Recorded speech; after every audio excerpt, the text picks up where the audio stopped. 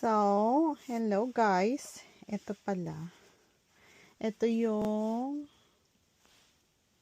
nabili kong hose sa Timo. So, meron siyang 3 kinds na pang spray.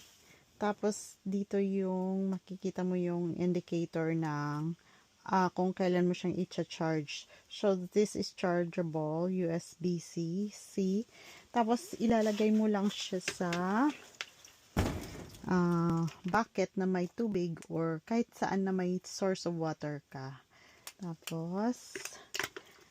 Tapos ito yung on and off. Super simple pero at least nakakatulong siya. Mahaba siya guys.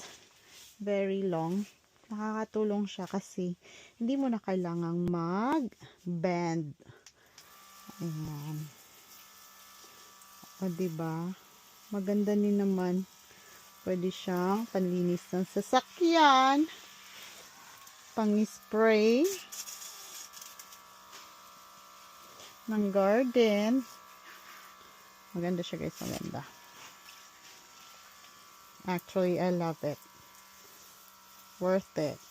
So, minsan pag bumibili ako sa Timo, I don't know if is it worth it or not. Pero mostly naman, basta wag yung masyadong mamahalin ang bibilhin nyo. Mostly naman, worth it naman din siya. Tsaka kung hindi siya worth it, at least $10 lang, $4. Hindi masyadong masakit sa dibdib. O, diba guys? I love it. Thank you, Timo.